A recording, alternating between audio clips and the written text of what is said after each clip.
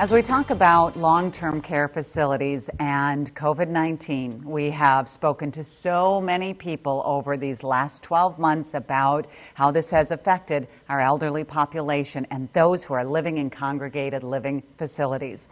Patty Cullen is the president and CEO of Care Providers, and you oversee a number of wonderful care providers. But I want to really start with this letter that was sent to the CDC, the premise behind it, and what you're hoping their response is.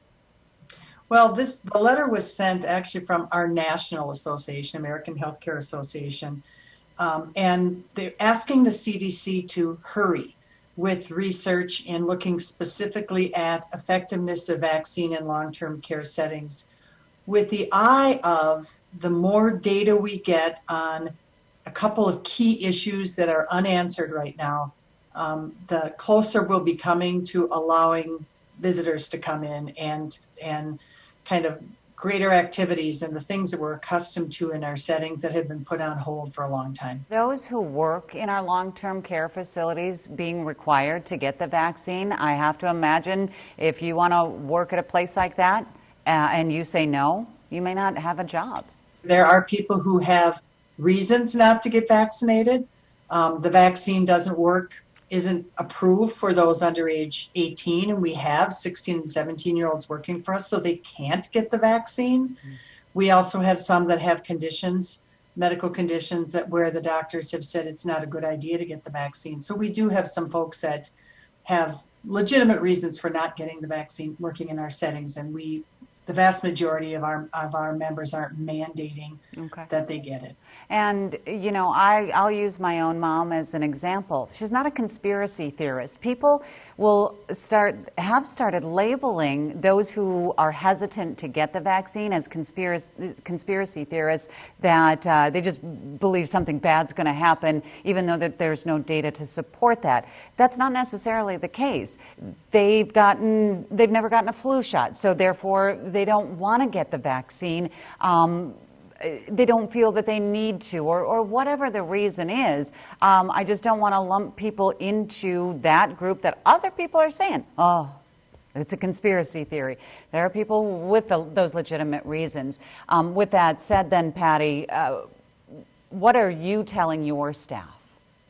Well, what we're saying is that the vaccine is safe. We send them to the data, we send them to the science, we send them to the results. We talk about the emergency use, the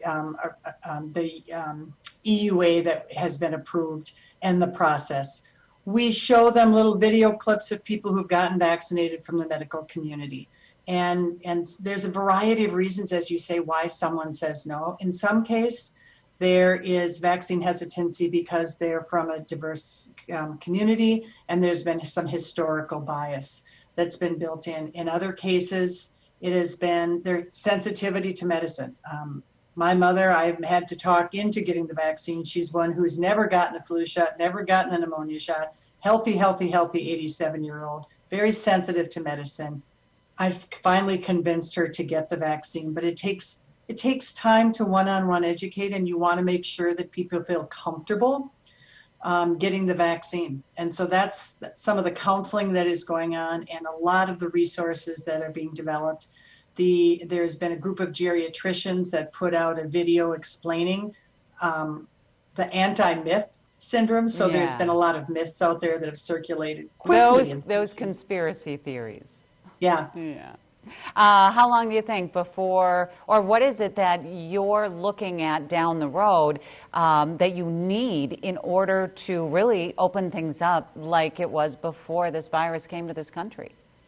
Well, as I tell folks, I don't think we're ever going to go back to what it's like before. Normal. Before the virus came in our settings. I think the infection control lessons, I think masking will be part of our lives for a while. I think social distancing will be part of our lives for a while. The infection control practices. We don't know the path for this new variant, and we just know that it rapidly spreads and that it exists in the United States. And so we're being a little bit overly cautious. What we don't want to have happen is to say, open our doors to allow visitors to come in, and have folks assume they're back to where it used to be before the pandemic, and then have another crisis where it spreads like wildfire. So again, we're concerned about the variant, and we're concerned about lax practices. I think masks are going to be part of our accessories for a long time. We should just embrace it. There you go, Patty. I appreciate that. We'll check back with you. We'll see what develops in the next couple of weeks, and see if we get a response from the CDC to the letter that you wrote, and hopefully do an update.